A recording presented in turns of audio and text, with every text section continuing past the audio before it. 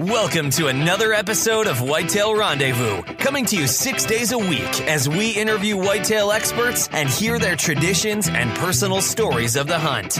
Learn more about the latest gear, discover proven tips, and the latest strategies so you can make your next hunt a success. Now, here's your host, Bruce Hutchin. Welcome to Whitetail Rendezvous Podcast, episode number 201. On today's show, you'll hear from Prois CEO and President Kirstie Pike about how to take pride in not being one of the guys. That's the tagline for her posse. And her posse is made up of all the ladies throughout North America that use Prois hunting apparel. What makes Prois different? It's our belief that women require performance outdoor gear for their hunting and field pursuits. Their mission is to make that happen. Hey, listeners, don't forget to text 33444 Food Plot for your free Food Plot ebook. Welcome to Whitetail Rendezvous. This is Bruce Hutchin, your host, and we're going to head to Gunnison, Colorado today and meet an old friend and talk to her because this lady has definitely got game. Her name is Kirstie Pike. She is the founder and CEO of Prois Hunting Apparel, and they started a business in 2008. Kirstie, welcome to the show. Thanks, Bruce. Hey, why did you start this whole journey? I mean, you got a seven-figure business now. What's going on with Prois, and why did you start it?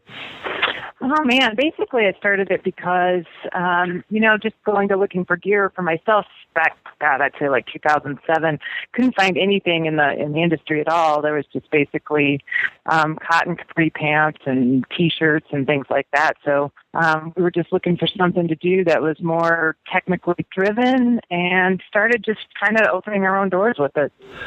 Now, women are different sizes of men. I get that. And you can't just go to the rack and say, well, this will fit, small, medium, large.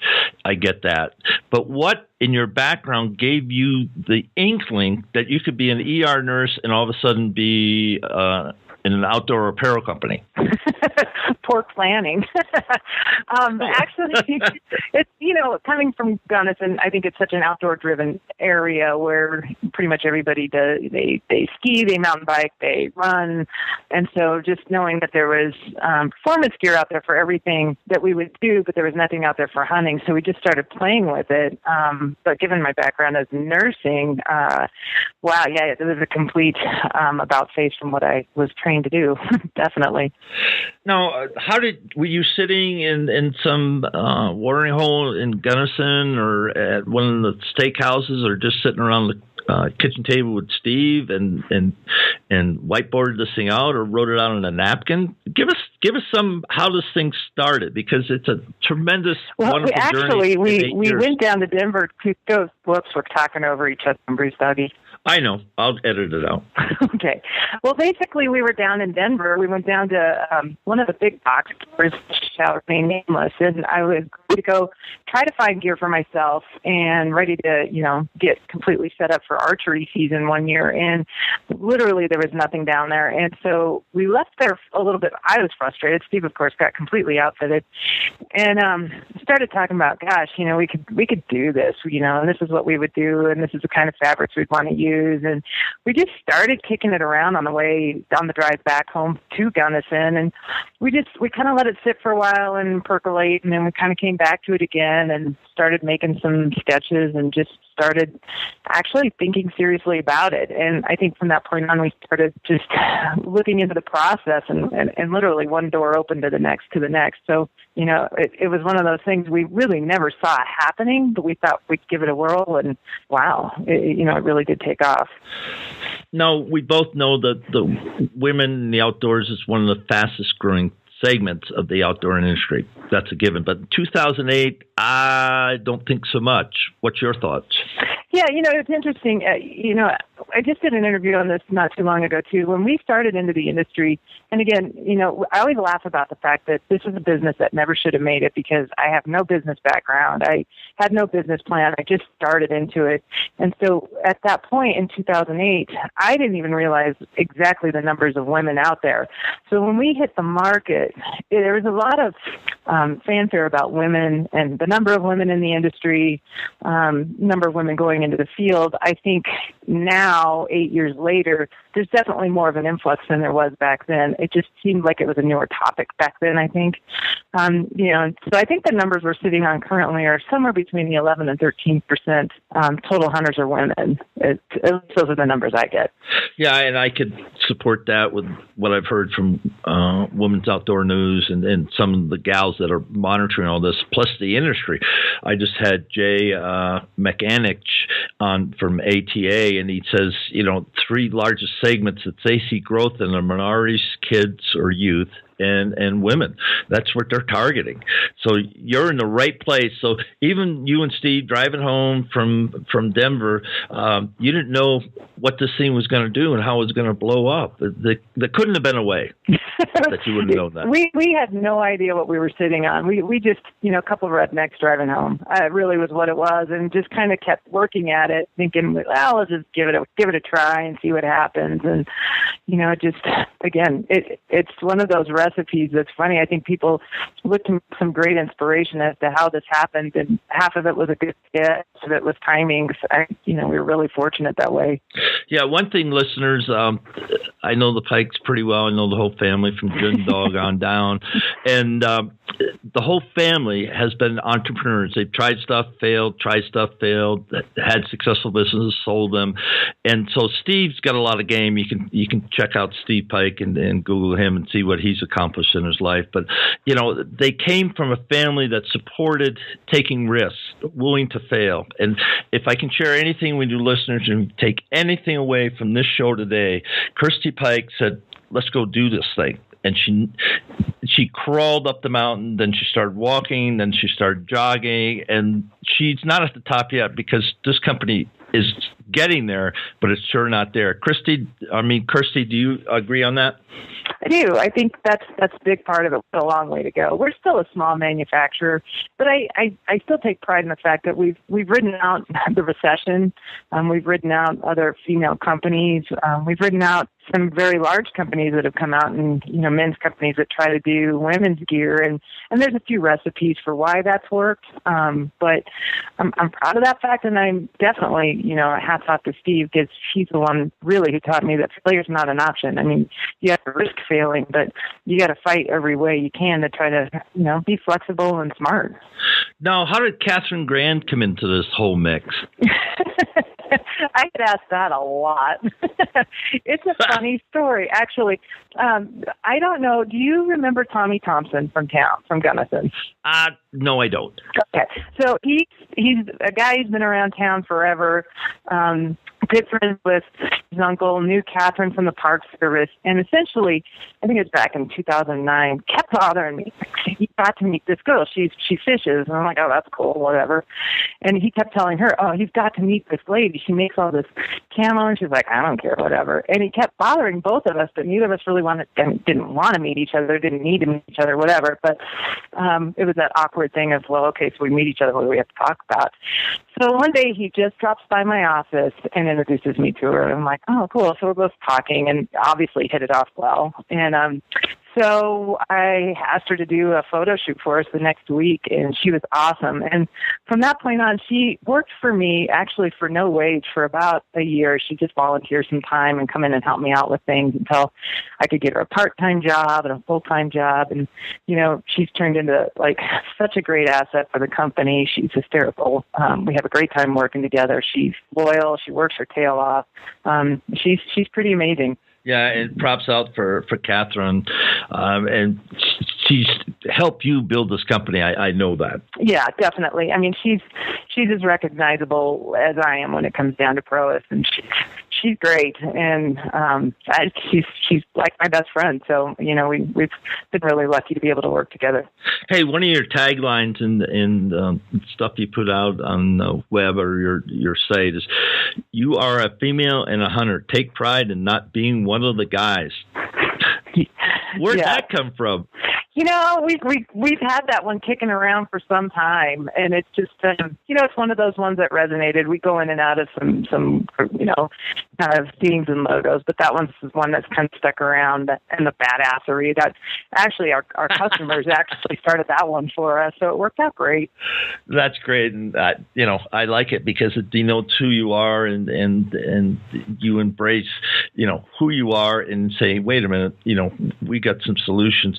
Let's just slip into the technical part of your gear, so the listeners who haven't tried it, haven't used it, you can differentiate your product from anything else in the market, and take a couple minutes to do that. I think what we do differently, and we've done this since we've started, is the first thing comes down to fabrics, finding the best fabrics that we can find.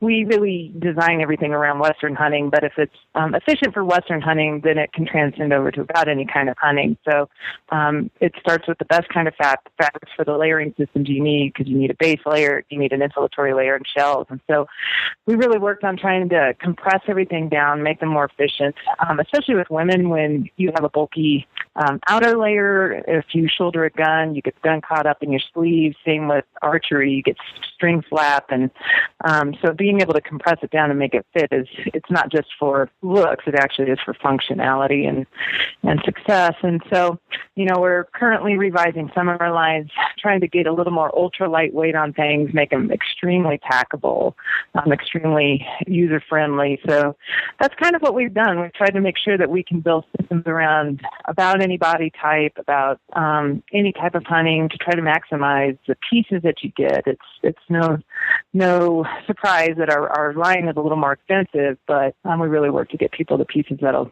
give them the most bang for their proverbial buck, as it would be. Now let's talk about wicking and waterproofing and silence, and how you get all that in. Plus, you call it thermoregulation. Yeah. Well, wicking is number one. You've got to be able to pull moisture off of your core. If you don't, you risk hypothermia. Once your layers get completely wet, you've got a problem there if you're in the cold temperatures.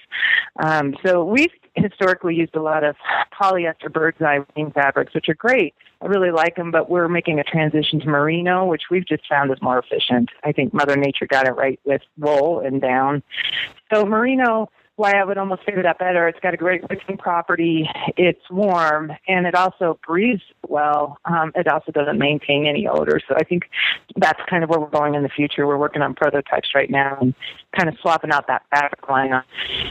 How do you adapt? You just said something, you started off with a product line, 2008, it got better and better. Now you're saying, we're gonna tweak it. That's what you just did. So how do you evolve to meet the needs of the hunting community?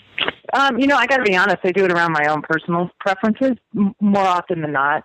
The more experiences I get, the more fabrics changing. Listening to what people, watching, gauging the temperature of the outdoor industry and seeing what's really kicking, not just in the hunting industry, but outdoors as a whole.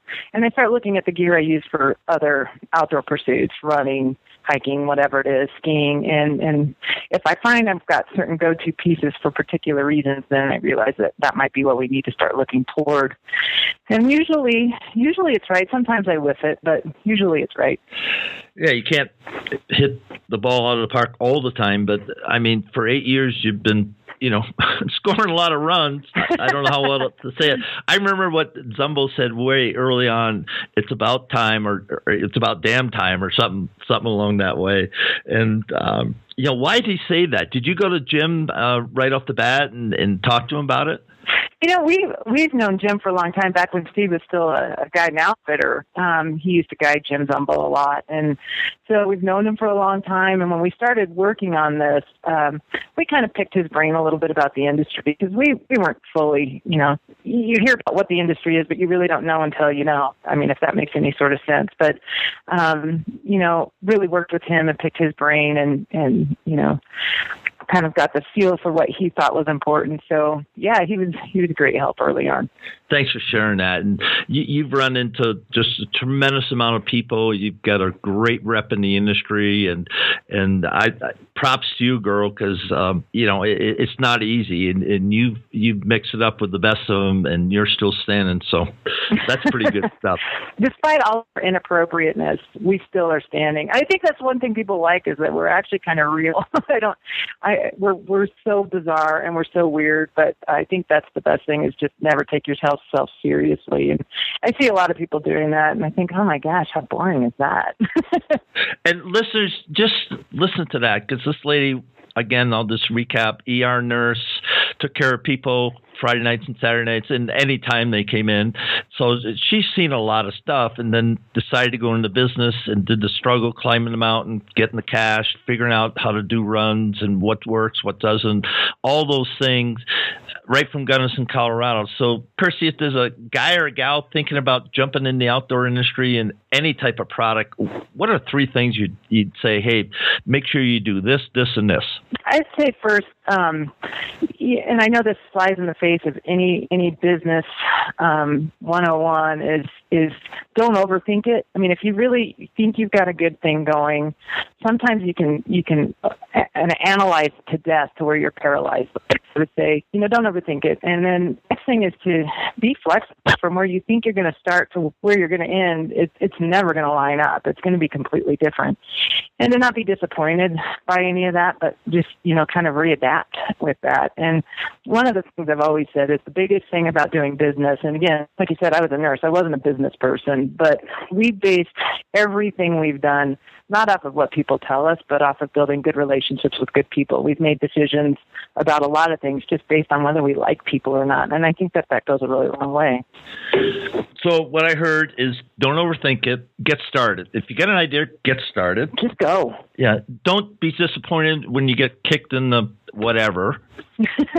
Or everywhere. Or run over or left, roadkill. Right. And then build relationships. And, we have relationships in all different parts of our lives. And it's no different than if you're going to the banker asking for money, or building relationships within the industry, or just building relationships in Gunnison, which you guys have done, for forever. Right. And just, hear those 3 things, folks. And, Kirstie's been able to do that, and it hasn't been easy. I know that. Hey, Kirstie, how does somebody get a hold of you guys if they want to find out more, they want to order product, they want to just engage with you on social media? Oh man, you can find us anywhere. We've got our website obviously is proishunting.com. We have a great Facebook following. If you just look up Prois Hunting and Field Apparel for Women, we've got a great group. In fact, our customer base calls themselves the Posse. They're funny, they're supportive, they're highly inappropriate. It's a great group of ladies. And you can call us, and you'll be handsomely rewarded with a conversation with the one and only Catherine Grand if you call us at 970-641-3355. All right. And you're on Facebook. Do you have Twitter account and Instagram accounts? Yep, we have Twitter. We're at Prois Hunting, and we have Instagram at Prois Hunting, and then we're also on Pinterest. All right. So that's how you do it, folks.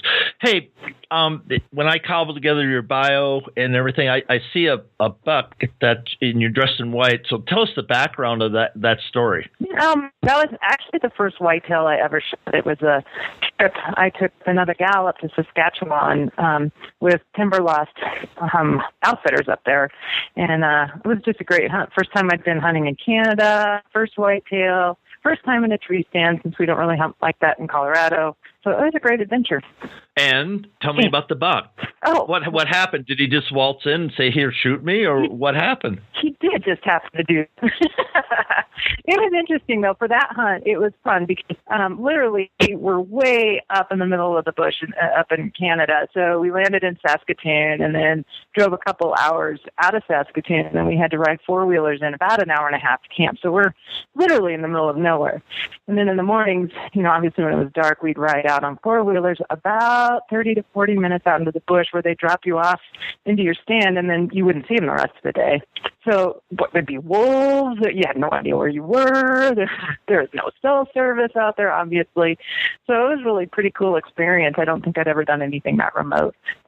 Yeah, I think I got him on the second or third day of the hunt and kind of came in mid-morning, and he was a dandy. I think he's a 152, which isn't huge, but it was my first one, and I think he's pretty stellar. Yeah, and his mature deer, you can just look at him, and you know, he wasn't a 2.5, 3.5-year-old deer. He's older than that, that's for sure.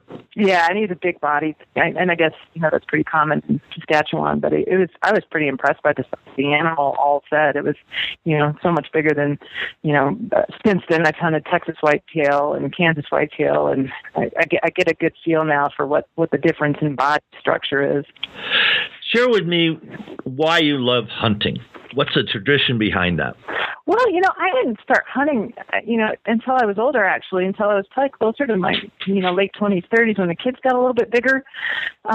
So Steve just kind of got me into it, and it hooked. And I love being out there. That's the biggest thing. But what I really like is learning every time I go out there and getting a little bit better and learning something new and trying something new. And it's not, everybody wants a successful hunt at the end of the day, but really we all know that that's not what it's all about. And I think that's been the funnest thing for me, is just building a bucket list and getting more adventures and more experience and more education. It's been the best part of it.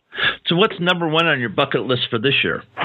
This year, well, I'm hoping I've got a whole bunch of points for mule deer up here in Gunny, because those are not always the easiest to get anymore. So I'm kind of holding out on that.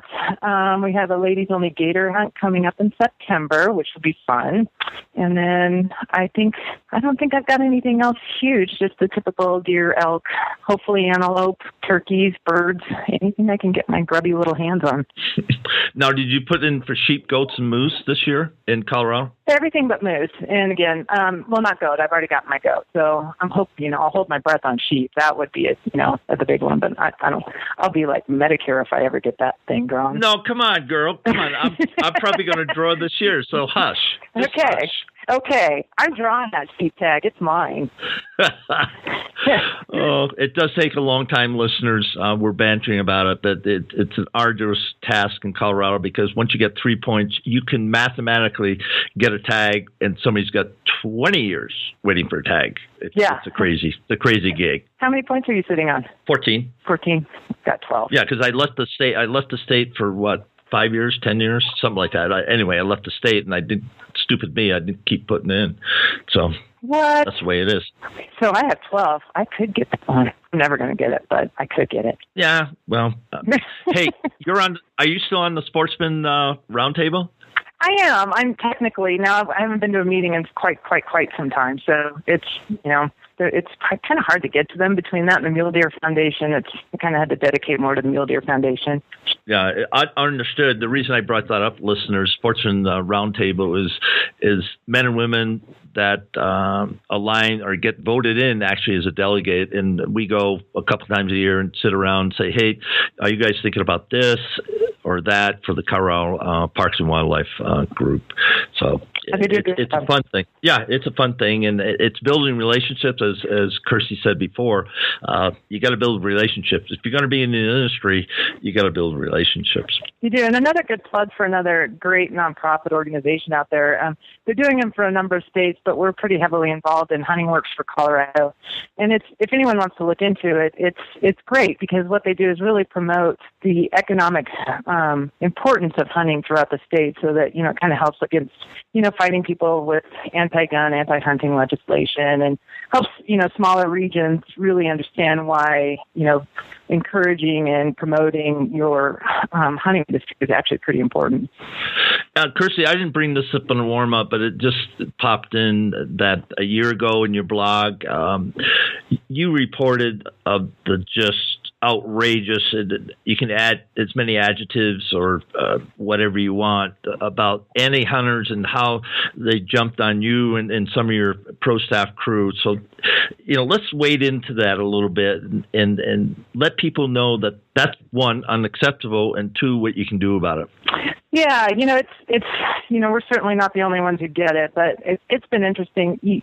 There's such a crazy anti-hunting sentiment out there, and what we found is I think women tend to get it more. You'll see just horrible things happen to Rebecca Francis, Melissa Bachman, pretty much anybody, and these people, hate you for killing a turkey, will wish you dead or want your children to. So it's an interesting thing where we would even have people calling the office, doing nasty stuff. And I think what we've found over time is the best thing to do is just they don't want to be educated. They don't want to have a nice, rational conversation. And fighting with them is not going to do anything either. So we tend to kind of take a humorous stand, and we tend to do like grammar correction on people. It's the funniest thing ever, because when you start correcting somebody's grammar, they just get all irate. They're so angry with you. You're calling me stupid. I'm like, you just trying to kill me like a couple minutes ago. You're accepting that I'm making fun of your grammar.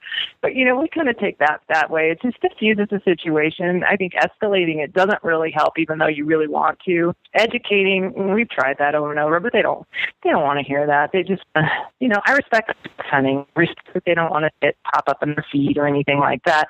But what I don't understand is when they come trolling the hunting sites, looking for this stuff, and then, getting irrational. Yeah, the thing I don't understand, we have hunters, okay, and then people like to do whatever they like to do, and we don't go out and jump on their stuff. If that's who you are, then that's who you are. Okay. Yeah. I don't agree with it, but just go be who you are. Yeah, and it's just the funniest thing. And I don't mean funny ha-ha. I mean funny ironic. And I'm never going to get my head completely wrapped around it. I will never get my head around Ricky Gervais. I get really frustrated with that man. I think he's horrible. And the impact he's had on the hunting industry. And, the way he attacked Rebecca Francis, who's a personal friend of mine, and she's one of our staffers. And, it's so irresponsible when a celebrity takes their status to attack people they do in their lifestyle, to the point where, they're getting death threats and stuff. And I just find it irresponsible and bad manners, actually. All right, let's take a breath. Let's switch it up to conservation and your involvement and why you feel that's important today and tomorrow. Well, conservation, we're big into it. It's always a fun thing. But honestly, without the conservation groups that we have out there, our species wouldn't be quite where they are today. I'm on the board of directors for the Mule Deer Foundation, but all of the groups out there do amazing things, from Pheasants Forever to Elk Foundation to Ducks Unlimited, whatever. And it's all about, herd management. It's about land management. It's about habitat. It's about raising money for access. I can speak to Mule Deer Foundation, where they do projects for the money raised. For example, if you have a banquet in your area, you get X percentage to use in your region. So say we had one in Gunnison, the money that we would earn could be used for habitat maintenance for mule deer here, or high fencing to keep them off the highway, whatever it is, water guzzlers. So you've seen really healthier herds, better numbers, better management, better hunting, and it all kind of clicks out. Thanks for that. And we're running it up against the end of the show. So why don't you take a couple minutes and give some shout outs, one to your pro staff, one to Steve, if you want to, if he's been a good boy lately, and anybody else. Man, I got a shout out to pretty much everybody. Always Steve and my girls and my family. They're the best. They're the best support, and I can't tell you how many times that guy has to pick me up and dust me off, because I'm just a train wreck, and we all know that. But I think the biggest thing, too, is the ladies who surround this business, from the employees to the staff to our customers, the posse. Just there's such an amazing support group there, and it's been probably the funnest part of the business that I found that I never expected. And of course, everybody out there who supports the women's industry. There's so many people who may not be involved, that still support what women are doing and getting out there. And I mean, it's very humbling, really. Well, I don't know how to say this, but this lady, even with her success, she's still the same lady I met 10, 15 years ago, however long it was, and hung out with the Pikes for a season in my life. And they were fun and they were helpful, and we just had a blast. And it's, as Kirstie said, it's relationships that you have. And so Kirstie Pike, CEO, founder of Toilet Cleaner. Apparel. Toilet cleaner. Toilet cleaner. Rabbit cage sweeper, cleaner. Fish tank cleaner. Everything. Everything. And everything comes with that, too. Everything comes with that. But thank you so much for taking part of your day and being a guest on Whitetail Rendezvous and talking to the folks all across North America. Thanks, Bruce Doggy. Make sure you listen to the next episode where you're going to hear about rut functional hunting from Hunt Fish Journal by Jerry Earhart. You don't want to miss this, folks. It's unique, interesting, and a method that you might not have thought about. Thanks for joining us. Be sure to tune in tomorrow for another episode of Whitetail Rendezvous, where you can listen and learn from the experts so you can be more successful on your next hunt. Until next time, listen, learn, and succeed. Remember to text 33444 Food Plot for your free ebook